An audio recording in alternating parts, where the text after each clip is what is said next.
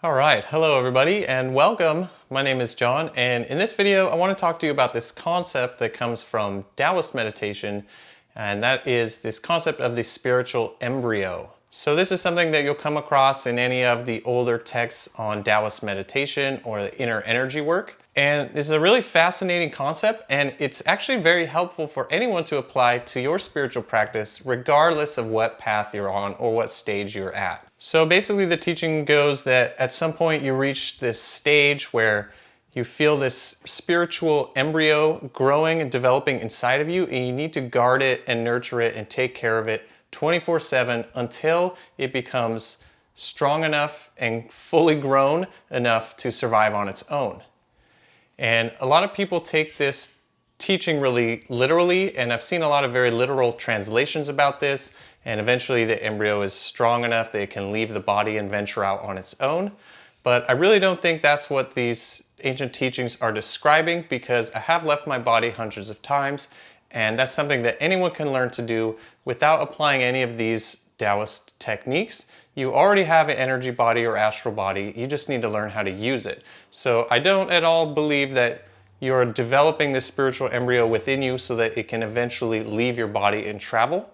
You already have that ability. So I really think this is a helpful metaphor and concept if you think about these higher states of being that we're cultivating through our spiritual practice. So we're trying to become calmer, more focused, more stable. We want more vitality. We want more positivity. We want to be clear and bright and energized.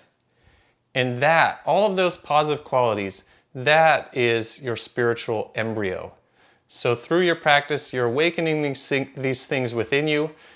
And as you get stronger and more stable in your practice, it's going to really develop, and you'll feel it more and more of the time. And the reason this embryo metaphor makes so much sense is because it's such a fragile thing. It's such a delicate balance of energy that's required in order to really stay in these higher states for extended periods of time. So I've had so many times where I have a day off and I wake up and I have a leisurely morning and I do a beautiful practice and meditate for 20 minutes and just feel like I really know what I'm doing. And then you go out into the world and one thing happens, and then all day long I'm just thinking about it and just constantly re-aggravating myself because of this one thing.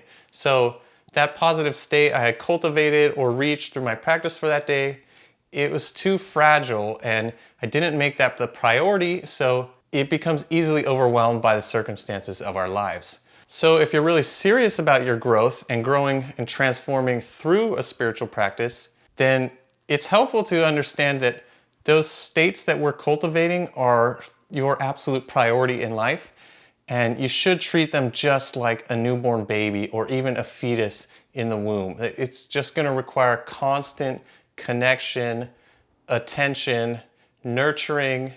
You just want to be always doing the best you can to make sure that this growing, developing, bright, positive energy within you has the best possible chance for success so that it can continue to stay and grow and develop throughout all of these experiences and ups and downs we're going through in our external environment. Now, we all tend to be focused in different places and we have different proclivities of where we're experiencing things. Some people are very heart-centered, some people are very much mental beings, and other people feel this glowing energy in their abdomen, and anyone can experience all of that. But I would highly encourage you to think of whatever it is you're getting out of your practice, whatever those qualities are, those feelings, those better experiences that you're having from time to time.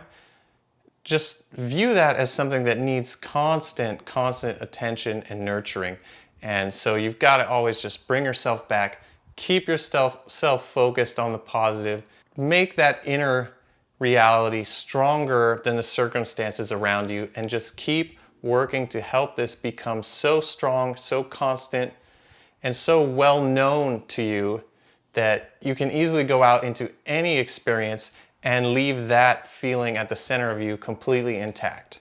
And I do believe that is what this teaching of the spiritual embryo is all about. And remember, the more attention and energy you're bringing to this, the more you're feeding this spiritual embryo within you, the more it's going to grow and the stronger it's going to become. So opening that dialogue, building that relationship, that connection with this force within you that has no limits, no boundaries, pure, raw, infinite potential. Getting to know that part of you and caring for it and treating it as if it really was your own embryo, baby. It's so important and so helpful because its growth and survival definitely 100% depends on you and what you're doing and what you're focusing on and the attitudes and thoughts and beliefs you're bringing to each and every moment of your life. So it's just one of those very simple but very powerful teachings because you can apply it to every moment of the entire rest of your life.